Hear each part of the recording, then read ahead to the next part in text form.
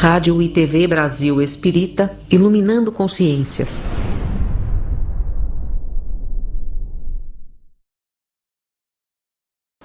Amigos da Rádio Brasil Espírita de Maceió, é sem dúvida nenhuma sempre motivo de alegria nós estarmos juntos a vocês, internautas, porque também é uma web TV. Nós estamos desde o início do ano desenvolvendo um programa que trata das epístolas de Paulo à luz do Espiritismo. E nessas condições já fizemos alguns programas, fazendo considerações preliminares, genéricas, sobre Paulo de Tarso, sobre a relação de Paulo com Emmanuel, o Espírito, que escreveu inclusive o magnífico romance histórico pela psicografia de Chico Paulo Estevão. Fizemos considerações também sobre a origem, o desenvolvimento das epístolas, o contexto em que elas foram escritas, em que Paulo viveu naquele primeiro século do cristianismo. E a partir de hoje nós vamos começar a comentar efetivamente cada uma das epístolas.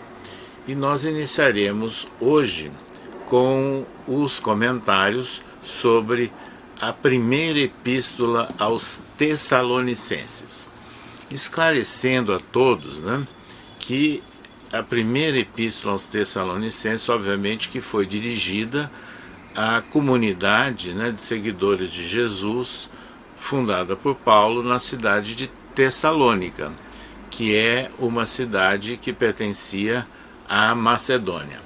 É interessante lembrarmos que quando Paulo, ele na sua segunda grande viagem, ele adentra pelo continente europeu, passa inicialmente pela cidade de Filipos, passa por dificuldades terríveis ali, é aprisionado, liberado inclusive, mas ele segue e se estabelece um período na cidade de Tessalônica.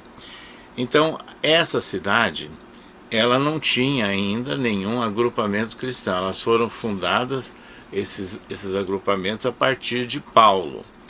E acompanhado, portanto, de Timóteo e de Silvano, que seria o Silas também, numa outra forma de designá-lo, eles fundaram esse grupo de seguidores de Jesus em Tessalônica.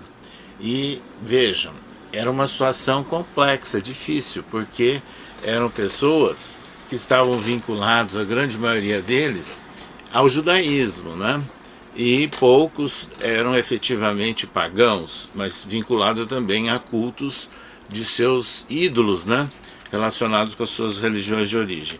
Eles permaneceram cerca de 3 semanas nessa cidade, mas nem chegaram a fortalecer esse primeiro grupo de seguidores de Jesus, e seguiram o caminho, porque eram grandes as perseguições e eles não podiam ficar muito tempo lá. Então foram para Corinto. No período que ele se estabelece em Corinto, Paulo e alguns de seus companheiros, ele pediu que Timóteo retornasse a Tessalônica, e que Timóteo em seguida fez um relato sobre a situação desse novel grupo de seguidores de Jesus ali de Tessalônica. Então essa foi a motivação para Paulo escrever uma carta aos seguidores de Jesus de Tessalônica. Mas aí também é interessante lembrarmos que Emmanuel, no romance magnífico, Paulo e Estevão, ele esclarece 2 questões importantes relacionadas ao que nós estamos falando agora. Primeiro, efetivamente a primeira epístola de Paulo foi dirigida aos cristãos de Tessalônica, porque alguns discutiam qual teria sido a primeira epístola de Paulo. Então, em Paulo e Estevão, Emmanuel define que efetivamente foi essa. Segundo lugar, Emmanuel, ele detalha aquela informação genérica em Atos dos Apóstolos, de que Paulo deveria escrever para atender os convites, os pedidos de pessoas que solicitavam que ele retornasse às suas visitas àqueles locais que ele havia fundado o grupo. E evidentemente que ele não tinha condições de ficar voltando. E aí espíritos em nome do Senhor orientaram que ele escrevesse. E Paulo, né, fica claro no romance Paulo e Estevão, que na verdade foi em nome de Jesus, foi designado Estevão para orientar Paulo e que Paulo passasse efetivamente a escrever para aqueles locais onde ele não poderia retornar. Então é nessas condições que surge a primeira epístola, né, de Paulo, que é dirigida aos Tessalonicenses. Então é nessas condições que nós temos também de situar que havia muitas dificuldades, né, em Tessalônica. Então a primeira epístola aos Tessalonicenses atende à necessidade daquele grupo local, não é? Então Paulo teve por objetivo consolar, encorajar a esses seguidores de Tessalônica, mas deixando claro que ele também era alvo de incompreensões, de perseguições, não é? E que ele procurava resguardar sempre a sua fidelidade agora aos ensinos de Jesus. Então essa foi uma tônica, né, dessa primeira epístola aos Tessalonicenses. Mas nós gostaríamos de comentar que nesse livro nosso, Epístolas de Paulo à Luz do Espiritismo, que foi editado pela Casa Editora O Clarim de Matão no ano de 2016, nós esclarecemos que nós focalizamos o ensino moral que surge, né, das epístolas de Paulo, e não questões temporais, né, de contextos de uma época. Então, na epístola aos Tessalonicenses, nós queremos destacar isso que foi morredouro, porque a mensagem de característica moral que Paulo registra vale até nossos dias, porque ela está respaldada nos ensinos de Jesus. Então, veja bem, Paulo, por exemplo, escreveu nessa epístola aos Tessalonicenses: mas, depois de termos antes padecido e sido agora agravados em Filipos, né, ele tinha passado antes em Filipos, como sabeis, tornamo-nos ousados em nosso Deus, para vos falar o Evangelho de Deus com grande combate. Então, por quê? Ele passava nas suas pregações e nos seus escritos a partir dessa primeira epístola a falar da visão de Deus trazida por Jesus, que é uma visão de Deus completamente diferente daquela do Antigo Testamento, não é? Então, Paulo rompeu, vamos assim dizer, com aquela tradição judaica e ele passa a ser fiel aos ensinos de Jesus. Isso que é muito importante, né? Então, todas as vezes que ele se refere a Deus ou à lei de Deus, ele está se referindo à lei de Deus trazida e trabalhada e ensinada por Jesus, e não mais aquela ideia, né, muito localizada, muito específica, contida no Antigo Testamento. E também ele escreve, por exemplo: e o Senhor vos aumente e faça crescer em amor uns para com os outros e para com todos, como também o fazemos convosco. Vejam bem, isso é a essência, diria, a regra áurea do ensino de Jesus: amar ao próximo como a si mesmo, respeitar ao próximo. Então ele mantém firme, né, essa posição. E nós vamos também ler algo dessa epístola que tem relação com essa frase, ou versículo anterior que nós comentamos. Anotou Paulo: porque vós sabeis que mandamentos vos temos dado pelo Senhor Jesus. Quanto, porém, ao amor fraternal, não necessitais de que vos escreva, visto que vós mesmos estáis instruídos por Deus e que vos ameis uns aos outros. Então ele enfatiza, né, a questão do amor fraternal, que é a grande novidade do ensino de Jesus, é a lei do amor. E enfatiza isso, cita Jesus, né, e mostra desses cuidados que os novos seguidores, né, de Jesus, nessas agremiações que ele fundava, deveriam seguir. Então, por isso, é importante nós lembrarmos de que Jesus foi muito claro: eu não vim destruir a lei, né?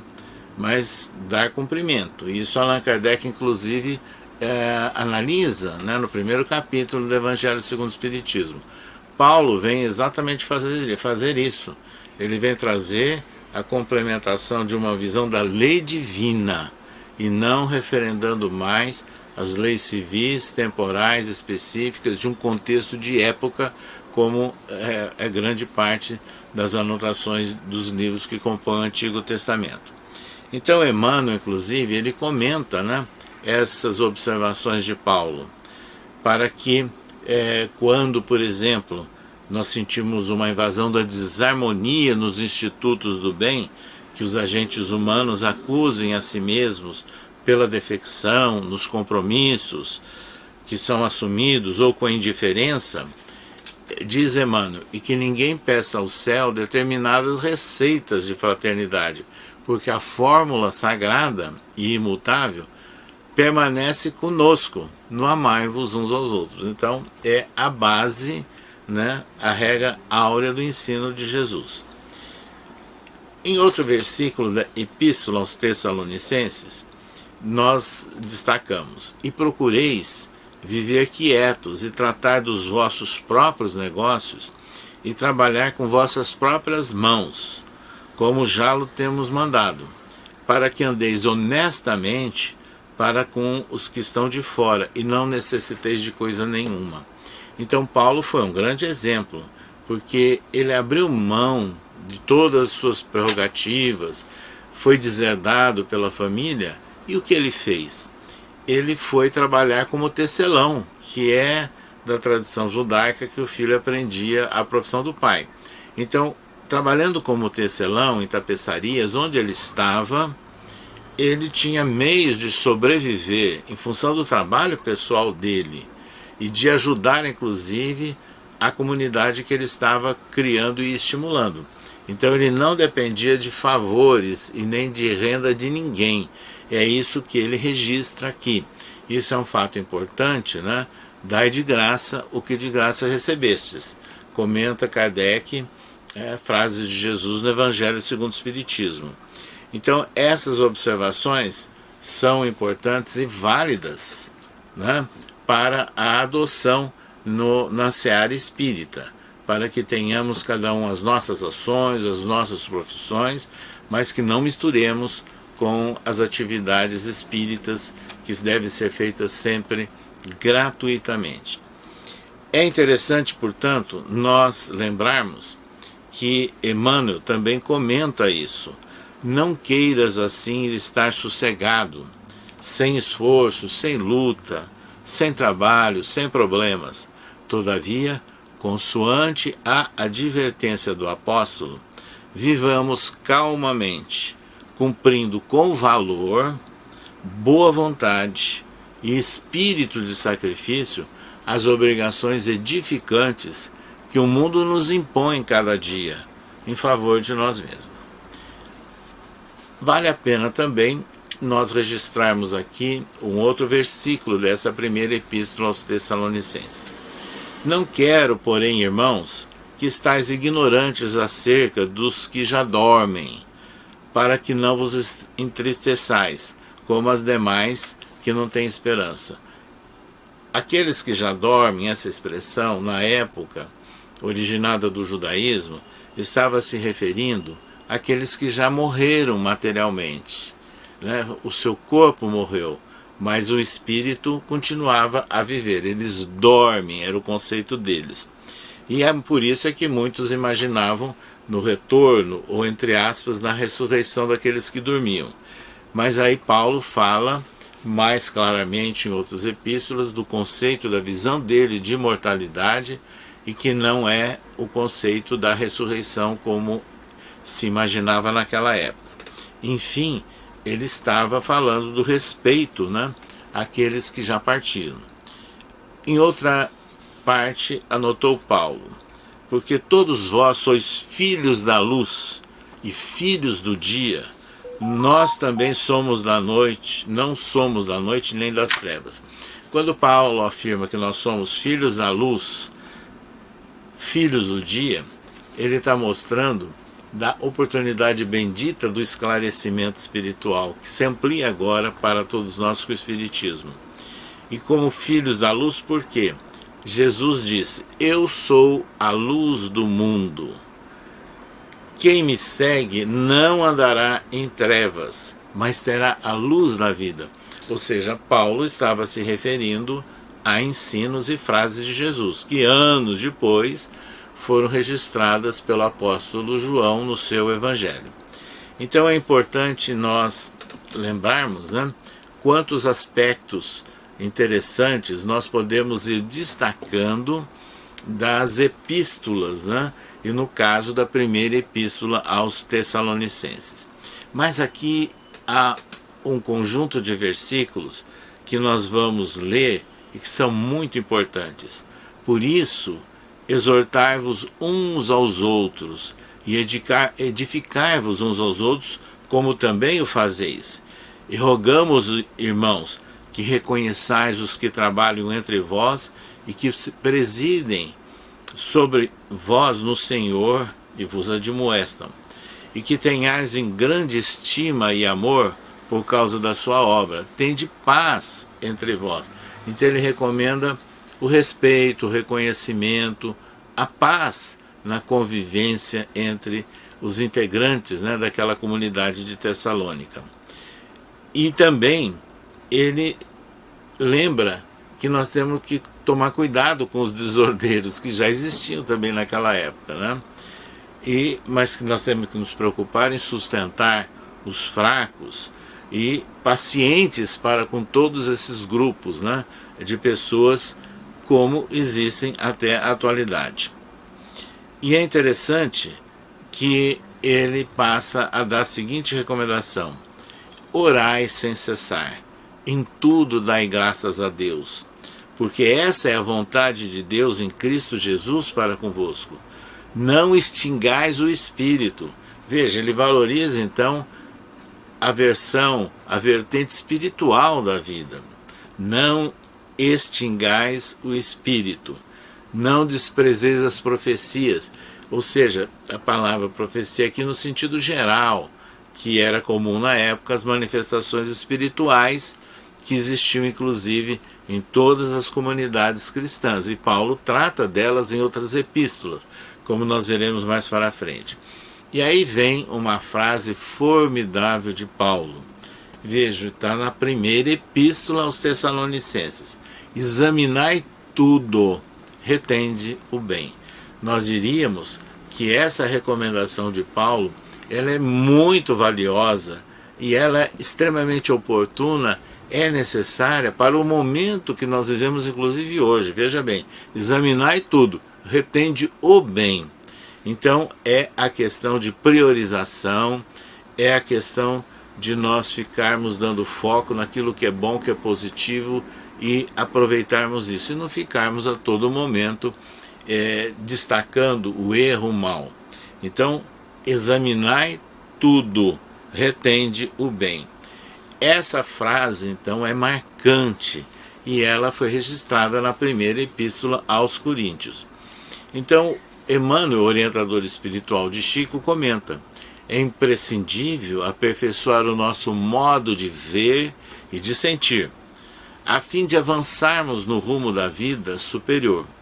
Busquemos as criaturas, acima de tudo, pelas obras com que beneficiam o tempo e o espaço em que nós nos movimentamos, porque um dia compreenderemos que o melhor raramente é aquele que concorda conosco, mas é sempre aquele que concorda com o Senhor, colaborando com Ele na melhoria da vida de dentro e fora de nós. Então vejam que comentário magistral, né, de Emmanuel. E ele prossegue em outra obra psicografada pelo Chico. A grande questão é obedecer a Deus, amando-o, e de servir ao próximo de boa vontade. Quem solucionou semelhante problema dentro de si mesmo sabe que todas as criaturas e situações da senda são mensagens vivas em que poderemos recolher as bênçãos do amor e da sabedoria, se aceitarmos a lição que o Senhor nos oferece. Então, examinar tudo e retende o bem é realmente uma orientação magistral, oportuna e necessária até nossos dias. Nessas condições, nós gostaríamos também, de fazer algumas considerações, lembrando que essa proposta de Paulo, está distante daquela fé cega, do fanatismo, que nós encontramos, dos exageros, dos arroubos, e é com base então nos ensinos do Cristo que eram transmitidos que ele já podia dar essa recomendação a todos eles. Ou seja, Paulo não estava propondo a prática de uma mera rejeição de ideias, de polêmicas, nada disso, mas um critério de análise fundamentada na vida cristã, nos ensinos de Jesus e não no não julgueis apenas. Que o não julgueis é importante, mas nós temos que valorizar também aquilo que é bom, isso que é indispensável. Então Allan Kardec tratou dessa questão, inclusive, nas obras básicas, E é Emmanuel que nos chama a atenção sobre isso. Em todas as ocorrências dos povos e das personalidades, em todos os fatos e realizações humanas, o aprendiz fiel da Boa Nova deve analisar tudo e reter o bem, porque se te afastares do trabalho e da luta em comum, por que desencorajar os que cooperam na lide purificadora com o teu impensado desdém? Se te sentes unido ao Cristo, lembra-te de que o Senhor a ninguém abandona, nem mesmo os seres aparentemente venenosos do chão. Assim, meus irmãos internautas que nos acompanham pela Rádio Brasil Espírita de Maceió, nós comentamos com vocês hoje, destacamos alguns versículos dessa magnífica primeira carta de Paulo, que é a primeira epístola aos Tessalonicenses, e destacamos algumas questões de ordem espiritual, de ordem moral, e que são válidas e necessárias até a atualidade. Lembremos, Paulo propõe o bem como referencial para as nossas atitudes, para as nossas ações.